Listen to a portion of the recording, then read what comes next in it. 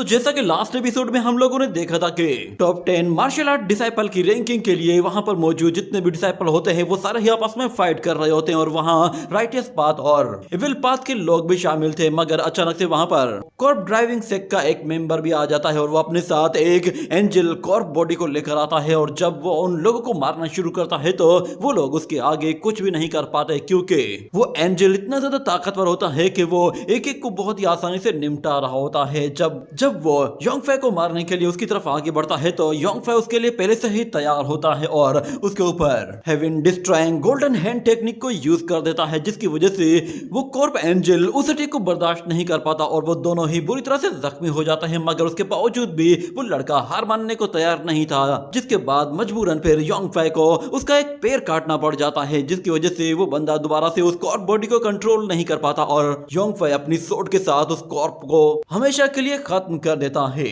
मगर हमने देखा था कि कॉर्प ड्राइव सेक्ट का वहां पर एक मास्टर भी आ गया था और वो अपने बेटे को लेकर वहां से चला गया था और अगले सीन में हमें दिखाया जाता है योंग फे दोबारा से उसी ओल्ड मास्टर के पास आता है और उससे कह रहा होता है कि मैं कॉर्प ड्राइव सेक्ट की ओपनिंग सेरेमनी में जाना चाहता हूं, जिस पर वो मास्टर उससे कहता है कि आखिर तुम्हें वहां जाने की क्या जरूरत है। तो फिर योंग फे कहता है कि मुझे असल में पूरी दुनिया को ट्रेवल करना है और मैं वेस्टर्न कॉन्टिनेंट्स को भी विजिट करना चाहता हूं, उसके लिए मैं अब से ही शुरुआत कर रहा हूं और मेरा अगला टारगेट फेंगडू माउंटेन है। तो ओल्ड मैन कहता है कि क्या तुम वाकई में सिर्फ एक टूर करना चाहते हो? मैंने कल वाली लड़ाई देखी है, तुम्हें समझ पाना सच में बहुत ही ज्यादा मुश्किल है, मगर तुम बिल्कुल बेफिक्र हो जाओ, मैं तुम्हारे बारे में किसी को कुछ भी नहीं बताऊंगा, हर एक के अपने सीक्रेट्स होते हैं, इसी तरह तुम्हारा भी एक सीक्रेट है और अगर तुम जाना ही चाहते हो तो तुम जा सकते हो, मैं तुम्हें बिल्कुल भी फोर्स नहीं करूंगा। मगर मैं तुम्हें इतना बता दूं कि अगर तुम कॉर्प ड्राइव सेक्ट जा रहे हो तो फिर वहां मौजूद 3 एंशिएंट कॉर्प से बचकर रहना, मुझे पूरा यकीन है वो 3 कॉर्प बॉडीज अभी भी मौजूद होंगी। ये सुनकर योंग फे हैरान हो जाता है कि एंशिएंट कॉर्प बॉडीज वो अभी भी मौजूद हैं। तो ओल्ड मैन बताता है कि हाँ, उन एंशिएंट कॉर्प बॉडीज ने एक मर्तबा हेवन गॉड्स तक को मार डाला था, उन कॉर्प्स को कॉर्प्स किंग कहा जाता है और अब तो हजारों साल गुजर चुके हैं, मुझे लगता है कि शायद अब उन कॉर्प बॉडीज ने अपनी स्पिरिचुअलिटी को अचीव कर लिया होगा। ये बात योंग फे को चौंका देती है, वो कहता है कि क्या मतलब है, क्या वो लोग मरे नहीं हैं? आखिर हजारों साल के बाद कोई मरा हुआ शख्स स्पिरिचुअल एनर्जी कैसे अचीव कर लेगा? तो ओल्ड मैन कहता है कि ये मिस्ट्रीज ऑफ लाइफ हैं, जिनके बारे में कुछ भी कहा नहीं जा सकता क्योंकि हम इनके बारे में कुछ भी नहीं जानते। मगर इस दुनिया में ऐसे बहुत सारे तरीके हैं जिसके जरिए किसी मरे हुए शख्स को जिंदा किया जा सकता है। इससे बहुत सारे जीनियस लोग आज भी इस दुनिया में मौजूद हैं जो कि सोल्स के सीक्रेट को जानते हैं। हमें हमेशा पता नहीं चल पाता कि हम लोग जो लाइफ जी रहे हैं ये हमारी फर्स्ट लाइफ है या फिर हमारी सेकंड लाइफ है। हम लोगों को बस हमेशा सीक्रेट्स की तलाश रहती है जिसके जरिए हमें पता चल सके कि आखिर चल क्या रहा है। मगर मैं तुम्हें बता दूं कि जब हमें जिंदगी की सच्चाई पता चल जाती है तो हमें फिर उसकी कीमत चुकानी पड़ती है। मगर ये सब कुछ छोड़ो, मैं लास्ट बैटल की वजह से काफी ज्यादा इंजर्ड हो गया था, क्यों ना तुम मेरे साथ थोड़ा सा डिवाइन ब्लड शेयर करो ताकि मैं जल्द से जल्द हील हो सकूं। ये सुनकर योंग फे कहता है कि ये ओल्ड मैन तो सच में पागल है, इसे अपने नुकसान की कोई परवाह नहीं। अगले सीन में हमें दिखाया जाता है कि बाहर 2 लोग आपस में बातें कर रहे होते हैं और उनमें से एक मास्टर बता रहा होता है कि फेंगडू माउंटेन के बारे में बहुत सारी बातें चल रही है, उनकी ओपनिंग सेरेमनी में बहुत कुछ दिखाया जा सकता है, मुझे लगता है कि शायद वहां पर हेवी यिन एनर्जी होगी।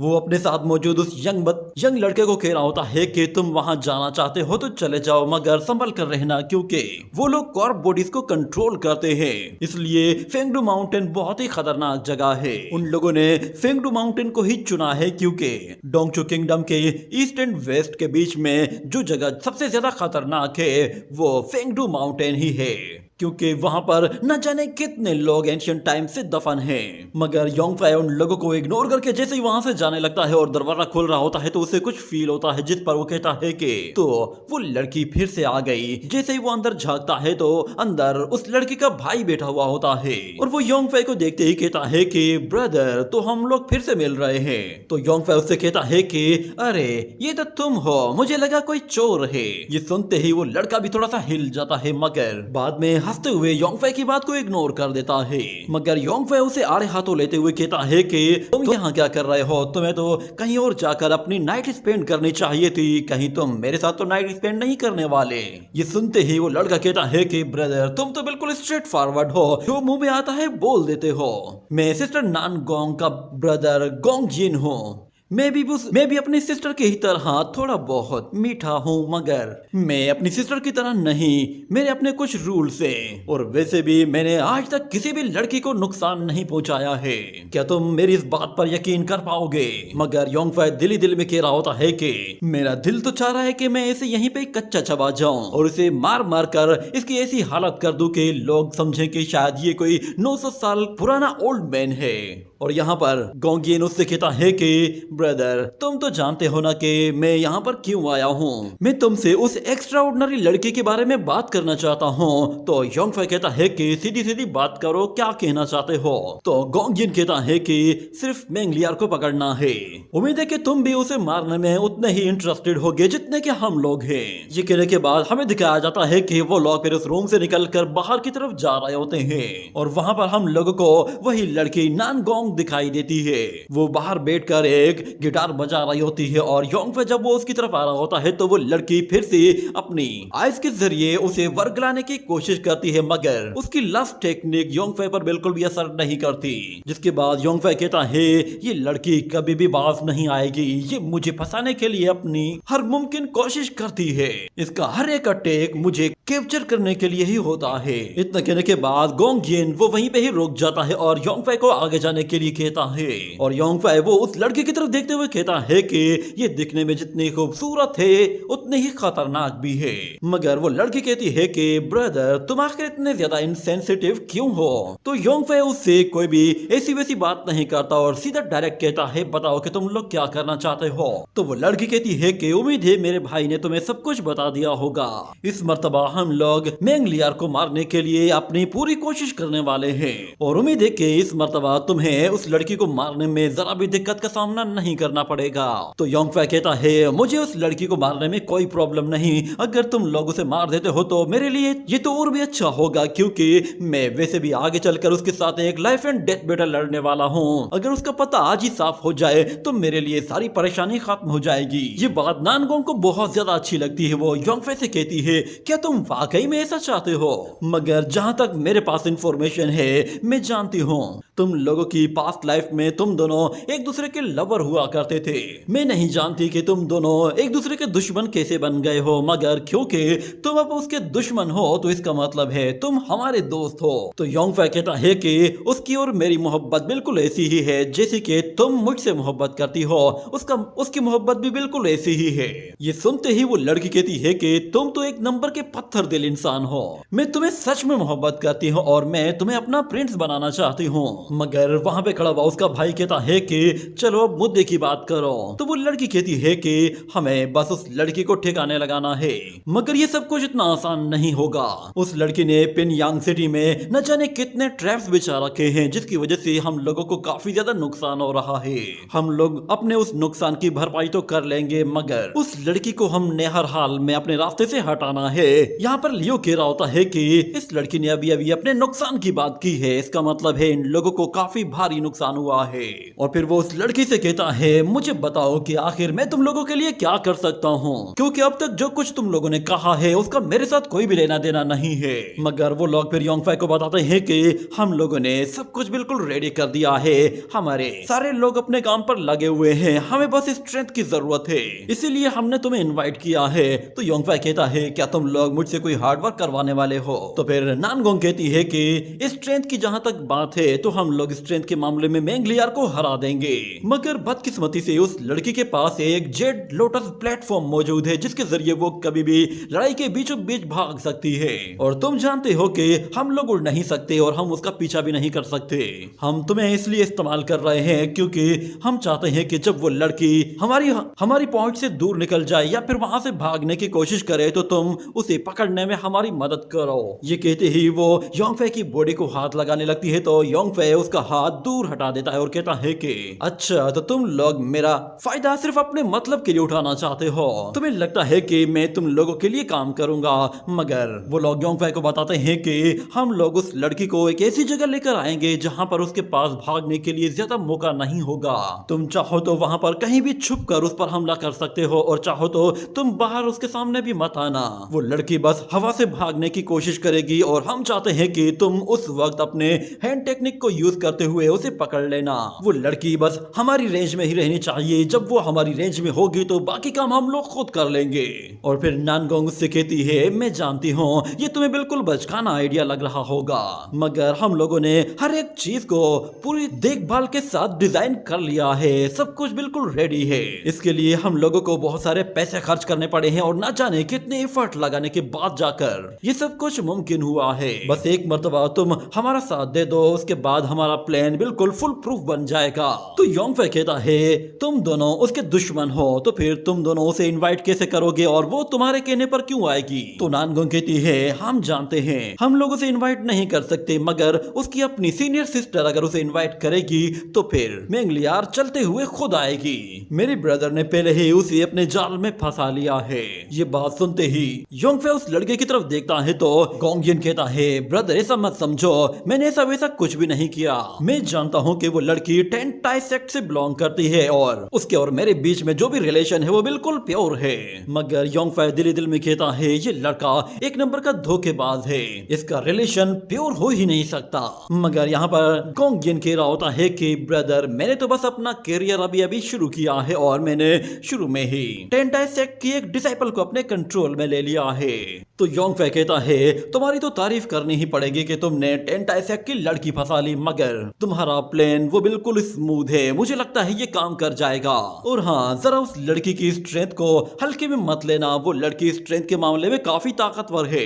ये सुनकर वो दोनों ही हंसना शुरू कर देते हैं और कहते हैं कि हमें मालूम है कि उस लड़की की बॉडी में सील लगी हुई है। तो योंगफे कहता है कि अगर तुम लोगों ने पहले ही प्लान बना लिया है और तुम लोगों ने उसे इनवाइट करने का भी सोच लिया है तो फिर मुझे इसमें कोई भी प्रॉब्लम नहीं है। और ऊपर से वैसे भी मेंगलियार की बॉडी में सील लगी हुई है तो वो ज्यादा पावर को यूज भी नहीं कर सकती। और नानगोंग से बताती है कि वो लड़की अपनी सील हटा भी नहीं सकती क्योंकि ऐसी क्रिटिकल मूवमेंट में वो कभी भी अपनी सील को अनलॉक नहीं करेगी, खास तौर पर जब वो उदास होती है। और हम लोग इसी मौके का ही फायदा उठाएंगे, कल दोपहर में उस लड़की का शिकार किया जाएगा। तुम इसके बारे में क्या कहते हो? ये कहने के साथ ही ये सीन यहीं पे ही कट हो जाता है। अगले सीन में हमें दिखाया जाता है कि मेंगलियार की सीनियर सिस्टर वो उसे पिंगयान सिटी से काफी दूर ले आई थी, जिस पर मेंगलियार कहती है कि मुझे यहाँ पर कुछ भी ठीक नहीं लग रहा। मेंगलियार अपनी सिस्टर से कहती है कि ये जगह मुझे ठीक नहीं लग रही, यहाँ पर कुछ ना कुछ तो गड़बड़ है, आखिर श्वानजेंग और बाकी लोग कहाँ पर हैं और उन लोगों ने हमें यहाँ पर इनवाइट क्यों किया है? तो उसकी सिस्टर कहती है तुम बेफिक्र हो जाओ, तुम कुछ ज्यादा सोचने लगी हो। हम लोग जहाँ पर जा रहे हैं वहाँ पर ऑलरेडी बहुत सारे लोग मौजूद होंगे। वो लोग चाहते थे कि हम लोग सीक्रेट जगह पर जाकर मिले ताकि किसी को भी हमारी सीक्रेट मीटिंग के बारे में कुछ पता न चले। अगर हम लोग किसी और को अपने साथ लेकर आ जाते तो हम लोग बहुत ही आसानी से एक्सपोज हो जाते। ये सुनकर वो लड़की उदास सी हो जाती है, जैसे कि उसे अपनी सीनियर सिस्टर के बारे में पता चल गया हो कि वो उससे झूठ बोल रही है। मगर हमें दिखाया जाता है कि वहाँ पर एक दरख्त के ऊपर योंगफे छुपकर बैठा हुआ होता है और वो जब उन लोगों को वहाँ पर आते हुए देखता है तो वो उस लड़की के बारे में कहता है कि आखिर टेंटाई सेक्ट क्या चीज है, यहाँ पर तो एक से बढ़कर एक खूबसूरत लड़की है। मेंगलियार की सीनियर सिस्टर तो मेंगलियार से भी ज्यादा खूबसूरत निकल आई, पर मेंगलियार को क्या हुआ है, ये इतनी उदास क्यों लग रही है? इतने में हमें दिखाया जाता है कि नानगोंग वो फौरन से उन लोगों के सामने आ जाती है और मेंगलियार से कहती है मैं तुम लोगों का कब से यहाँ पर वेट कर रही हूँ। तो फिर मेंगलियार कहती है मुझे लगा ही था, मैं भी तुम्हारे साथ ही दो दो हाथ करना चाहती थी ताकि तुम्हारे साथ सारा हिसाब किताब चुकता कर दूं। तो नानगोंग कहती है उम्मीद है कि तुम्हें बुरा नहीं लगा होगा क्योंकि हमने तुम्हारी ही सीनियर सिस्टर को तुम्हारे खिलाफ भड़का कर तुम्हें यूज किया है। तो मेंगलियार कहती है मैंने पहले ही इस चीज का अंदाजा लगा लिया था, मुझे लगा ही था कि कुछ ना कुछ गड़बड़ जरूर होगी। मगर मेंगलियार की सिस्टर कहती है अगर तुम्हें पता था तो फिर तुम भागी क्यों नहीं? तो मेंगलियार कहती है मैं बस तुम पर यकीन करना चाहती थी कि तुम मुझे धोखा नहीं दोगी, ना ही हमारे टेंटाई सेक्ट के साथ गद्दारी करोगी। मैंने पहले ही सब कुछ सेंस कर लिया था, मगर उसके बावजूद भी मैंने ये रिस्क लिया था। मैं जानती हूँ तुम काफी ज्यादा डिससेटिस्फाइड सेटिस्फाइड हो क्योंकि मास्टर ने यूलान टाई तुम्हें देने के बजाय मुझे दे दी है और मैं मास्टर का माइंड बिल्कुल भी चेंज नहीं कर सकती। इतना कहने के बाद वो फिर से उसे पास्ट की मेमोरीज याद दिलाती है और कहती है कि जब मैं सेक्ट में न्यू आई थी उस वक्त मैं बिल्कुल अकेली थी, मेरा इस दुनिया में कोई भी नहीं था। उस वक्त तुम अकेली लड़की थी जो कि मेरा ख्याल रखती थी और तुम ही थी जो कि मुझे सब लोगों से बचाती भी थी और जब मैं पानी में गिर गई थी तो उस वक्त तुमने ही मुझे वहां से बाहर निकाला था। मुझे तुमसे कोई भी कंप्लेंट नहीं है, तुमने जो कुछ भी किया है वो किसी वजह की वजह से ही किया होगा। मगर वांग लिन कहती है कि जूनियर सिस्टर अब थोड़ा बड़ी हो जाओ, हमारा बचपन गुजर चुका है। भले ही तुमने रुथलेस वे को चुना है मगर तुम्हारे बिहेवियर से साफ पता चल रहा है कि तुम्हारे अंदर रुथलेस नहीं है, तुम बाकी लोगों की तरह ही बिल्कुल इमोशनल हो। मगर मैंगलियर कहती है कि सिस्टर अगर तुम वाकई में एक पोजीशन लेना चाहती हो तो मैं तुम्हारी खातिर मास्टर से बात करूंगी ताकि वो तुम्हें एक हाईएस्ट रैंकिंग की पोजीशन दे दे। उन लोगों की बातें सुनते हुए योंगफे हैरान होता है और वो कहता है कि यकीन नहीं आता कि इन लोगों ने रुथलेस वे को प्रैक्टिस किया है, यही वजह है कि इन लोगों की कल्टीवेशन इतनी ज्यादा इंप्रूव हुई है। मगर मुझे समझ में नहीं आ रहा कि आखिर इन लोगों के अंदर इतना इफेक्शन क्यों दिखाई दे रहा है। और यहाँ पर सिस्टर वांग लिन वो कह रही होती है कि मास्टर को कहने की कोई जरूरत नहीं क्योंकि आज मैं खुद तुम्हें हरा कर ये प्रूव करूंगी कि मैं तुमसे बेहतर हूँ। ये कहते ही वो फौरन से अपनी सोट बाहर निकाल लेती है और इतने में गोंग येन वो वहां पर आता है। वो कहता है कि ये लड़की दिखने में जितनी ज्यादा खूबसूरत है इसका गुस्सा उसे इतना ही खतरनाक बना देता है। और यहाँ पर मैंगलियर कहती है सिस्टर चाहे तुम मानो या ना मानो पर मैं तुम्हें आज तुम्हें यहाँ से लेकर ही जाऊंगी। ये कहते ही वो फौरन से अपनी सिस्टर पर हमला कर देती है और जैसे उसे पुश करती है तो वांग ली वो नीचे गिरने वाली थी मगर उसके अपनी सिस्टर वो उसे गिरने से बचाती है और उसका हाथ पकड़ लेती है। ये देखकर वांग ली को बहुत ज्यादा बुरा लगता है और वो फौरन से अपना हाथ छुड़ाकर वहां से पीछे हट जाती है जैसे कि वो मैंगलियर का सहारा नहीं लेना चाहती। और वो मैंगलियर को कहती है मैं तुम्हें पहले भी बता चुकी हूँ कि मुझे सहारा देने की कोई जरूरत नहीं, मैं यहाँ पे प्रूव करने आई हूँ कि मैं तुमसे बेहतर हूँ। ये कहने के साथ ही वो दोनों फिर से एक दूसरे के ऊपर हमले पर हमला करना शुरू कर देते हैं। दोनों के सोर्ड स्किल्स काफी लाजवाब होते हैं और क्योंकि दोनों ही एक ही सेक्ट से बिलोंग करते थे और एक ही तरह की सोर्ड टेक्निक यूज करते थे तो इसीलिए एक दूसरे को नुकसान पहुंचाना बहुत ज्यादा मुश्किल था। यहाँ पर योंगफे वो कहता है कि अब पता चला कि नानगोंग वो इतनी कॉन्फिडेंट क्यों थी कि ये लड़की उसके खिलाफ जाएगी।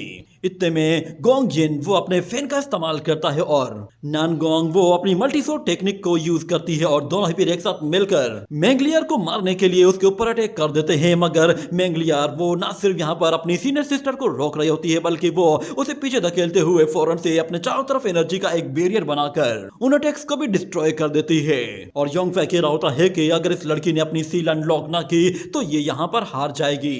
और मैंगलियर की अपनी ही सिस्टर उससे कह रही होती है कि चाहे कुछ भी हो जाए आज तो तुम्हें हम हरा कर ही जाएंगे। ये बात सुनते ही फिर मैंगलियर सीरियस हो जाती है और फौरन से अपनी लाइटनिंग एनर्जी का इस्तेमाल करती है और हम देखते हैं कि जैसे ही वो लाइटनिंग एनर्जी को चार्ज करती है और उस एनर्जी को उन लोगों की तरफ रिलीज करती है तो वो एनर्जी वांग ली को छोड़कर बाकी पीछे मौजूद दूसरे लोगों की तरफ जाकर उन लोगों को हिट करने की कोशिश करती है जिससे वो लोग पीछे हट जाते हैं। और ये बात वांग ली को बहुत ज्यादा बुरी लगती है कि उसकी जूनियर सिस्टर उस पर तरस खा रही है। और योंगफे कहता है ये लड़की अपनी सीनियर सिस्टर पर हमला नहीं कर रही तो इसका मतलब है इसका बचना बहुत मुश्किल है। इसने कभी सोचा भी नहीं होगा कि इसकी अपनी ही सिस्टर वो इसके साथ ऐसा कुछ करने वाली है। मगर क्योंकि अब ये यहाँ पर फंस गई है तो इसका अब यहाँ से निकलना मुमकिन नहीं। और ऊपर से हम देखते हैं कि नानगोंग वो दोबारा से अपनी मल्टी सोर्ड टेक्निक को यूज करते हुए उस लड़की पर सोर्ड्स की बौछार कर देती है। मगर मैंगलियर सारी की सारी सोर्ड्स को बहुत ही आसानी से ब्लॉक करते हुए आगे बढ़ती जा रही थी। उन लोगों को लगा कि उन लोगों के अटैक इतने ज्यादा ताकतवर है कि उन लोगों ने मैंगलियर को जरूर हर्ट किया होगा, पर मैंगलियर तो बहुत ही आसानी से अपने लोटस के साथ बाहर आ जाती है और उस लोटस प्लेटफॉर्म के रिंग्स का इस्तेमाल करती है तो वो रिंग्स मल्टीप्लाई होकर उन लोगों के ऊपर बारिश की तरफ बरसना शुरू हो जाते हैं। ये देखते ही वो दोनों बहन भाई यहाँ वहां भागते हुए अपनी जान बचाते हैं और फिर दोनों एक जगह मिलकर अपना एक बैरियर बना लेते हैं जिससे वो उन अटैक को रोकने की पूरी कोशिश करते हैं। मगर मैंगलियर के अटैक इतने ताकतवर होते हैं कि वो उस बैरियर को आहिस्ता आहिस्ता तोड़ना शुरू कर देते हैं। जैसे वो उस बैरियर को तोड़ देती है तो वो अपनी सीनियर सिस्टर से कहती है कि तुम मेरे साथ चलो, मगर इतने में वो बहन भाई पीछे से आकर उस पर हमला करने के लिए जोरदार वार करते हैं, जिस पर मेंगलियार उन दोनों को अपनी एनर्जी शील्ड के जरिए रोकती है। और यहाँ पर वांग ली मौके का फायदा उठाते हुए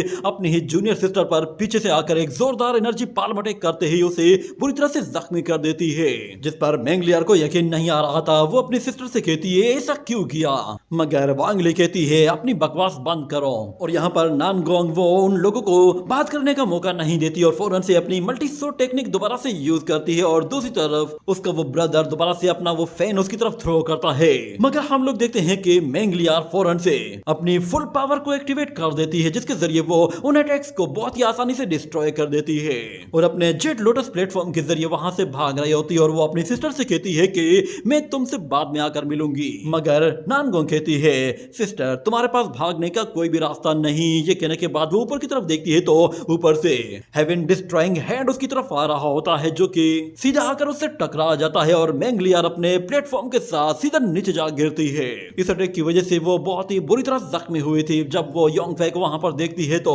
उसे और भी ज्यादा बुरा लगता है और फिर नानगोंग उससे कहती है कि अब बताओ तुम अब तो सेटिस्फाइड हो ना। तो मेंगलियार कहती है अगर तुम लोग मुझे मारना चाहते हो तो अभी के अभी मार दो, मैं अपनी इंसल्ट बर्दाश्त नहीं करूंगी क्योंकि तुम लोग मेरी बेइज्जती करना डिजर्व नहीं करते। मगर योंग फै कहता है कि ये लड़की काफी चालाक है, अभी भी ये लड़की कोई ना कोई तरकीब यूज कर रही है, मुझे नहीं लगता कि इसे इतनी आसानी से पकड़ा जा सकता है, जरूर इसमें भी इसकी कोई ना कोई चाल है। वो वहां पर आसपास देखता है और सिचुएशन को समझने की कोशिश करता है और कहता है कि कहीं मैंने जल्दबाजी करके गलती तो नहीं कर दी। मगर गोंग यिन वो उसके पास आता है और कहता है कि ब्रदर तुम्हारा बहुत बहुत शुक्रिया। तो योंग फै कहता है कि क्या ये लिचड़ लड़का इसको फिर से हर्ट करने वाला है, मगर फिर वो सिचुएशन को समझ जाता है और कहता है कि मैंने अपना वादा पूरा कर दिया है, अब मुझे बताओ कि तुम लोग इस लड़की का क्या करने वाले हो। हाँ ये अब हम आगे देख, हाँ ये अब हमारा मसला है। वैसे भी मैंने किसी से वादा कर रखा है कि मैं उसकी शादी इस लड़की से कराने वाली हूँ। तो नानगोंग कहती है कि हाँ अब ये हमारा मसला है, मुझे इस लड़की के लिए एक अच्छा सा हस्बैंड ढूंढना है। वैसे भी मैंने किसी के साथ वादा कर रखा है कि मैं उसकी शादी होली लैंड की एक खूबसूरत लड़की के साथ करवाऊंगी। तो योंग फै कहता है आखिर तुम लोगों को इसकी शादी करवाने की जरूरत क्या है। ये बात सुनते ही नानगोंग उसकी तरफ आती है और कहती है कि क्या तुम्हें इस लड़की में इंटरेस्ट है, मैं तुम्हें बता दूं तुम सिर्फ मेरे हो और इसलिए किसी और के बारे में तुम सोचना भी मत। ये कहने के बाद वो मेंगलियार की तरफ आती है और कहती है कि चलो मैं थोड़ा सा सोच के बताती हूँ। ये लड़की बहुत ही खूबसूरत है और ऊपर से ये राइटियस पाथ से बिलोंग करती है। जहां तक बात इसके राइटियस पाथ की है तो उसमें कोई भी इसकी बराबर का है ही नहीं कि जिसके साथ इसकी शादी कराई जा सके। मगर मेरे पास एक ऑप्शन है, क्यों ना हम लोग उस छोटे से डेविल यानी होंटियन डाओ के साथ इसकी शादी करवा दें। ये बात सुनकर उस लड़की को बहुत गुस्सा आता है और वो कहती है कि मुझे वो लड़का बिल्कुल पसंद नहीं। तो नानगोंग कहती है तो फिर दूसरा लड़का, उसका नाम साइटो है। मगर गोंग यिन कहता है कि सिस्टर वो लड़का इसके लिए बिल्कुल भी ठीक नहीं क्योंकि वो इसे ज्यादा हर्ट नहीं करेगा। तो नानगोंग कहती है ये तो और भी अच्छा है क्योंकि वो लड़का कैरेक्टर का बहुत अच्छा है, वो इसके गुस्से को आराम से झेल लेगा। मगर गोंग यिन कहता है कि चलो तो फिर क्यों ना मैं ट्राई करूं। ये कहने की देर थी कि यहाँ पर वांग ली वो फौरन से अपनी सोड निकालने की कोशिश करती है, जिस पर गोंग यिन फौरन से अपना इरादा बदल लेता है और फिर अपना नाम लेने के बजाय किसी और का नाम लेता है और कहता है कि क्यों ना हम लोग ज़िशाओ पैलेस के उस शुआन ज़ेंग से इसकी शादी करवा दें। वैसे भी उसके सर पे ना कोई बाल है, ना ही वो कभी किसी चीज की टेंशन लेता है। मगर नानगोंग कहती है ब्रदर तुम तो एक नंबर के ढक्कन हो, क्योंकि दोनों का कैरेक्टर बिल्कुल अलग अलग है। एक तरफ वो शाओलिन टेंपल का मॉन्क है और दूसरी तरफ ये लड़की जो कि एक धोखेबाज है। ये सुनकर उसका ब्रदर हंसना शुरू कर देता है और कहता है कि ये तो और भी अच्छी बात है, दोनों जब शादी करेंगे तो दोनों के लिए एक शर्मिंदगी वाली बात होगी और दोनों के सेक्स का सर शर्म से झुक जाएगा। उन लोगों की बातें सुनकर योंग फै कहता है ये लोग बिल्कुल एक नंबर के कमीने हैं। मगर नानगोंग वो फौरन से चेन्स बाहर निकालती है और मेंगलियार को चेन्स के साथ चारों तरफ से जकड़ लेती है और कहती है चलो अब ये फैसला तो हो गया है, दुल्हन हमें मिल गई है, चलो अब इसके दूल्हे को पकड़ते हैं क्योंकि आने वाले वक्त में हमें इन लोगों की तो शादी भी करानी है। ये कहने के बाद वो लोग मैंगलियर को अपने साथ ले जा रहे होते हैं और साथ में जाते जाते योंगफाई और वांग ली दोनों को थैंक्स कहते हैं और नानगोंग कहती है मेरे फ्रेंड्स मैं तुमसे फ्यूचर में दोबारा जरूर मिलूंगी। मगर जाते जाते जैसे ही मैंगलियर वो पीछे पड़ती है तो योंगफाई समझ जाता है कि इस लड़की के एक्सप्रेशन कुछ अजीब से हैं। जरूर इस लड़की ने जानबूझकर अपने आप को पकड़वाया है, इसके पास कोई ना कोई बैकअप प्लान जरूर होगा। पर खैर ये battle of good and evil है, इसका मेरे साथ कोई लेना देना नहीं। मुझे तो अब फेंगडू माउंटेन की तरफ जाना है। मुझे हमेशा से ऐसा फील होता है कि जैसे फेंगडू माउंटेन में कुछ ना कुछ ऐसा है जो कि मेरे इमोशंस को उभार रहा है। ये कहने के साथ ही ये एपिसोड यहीं पे ही एंड हो जाता है।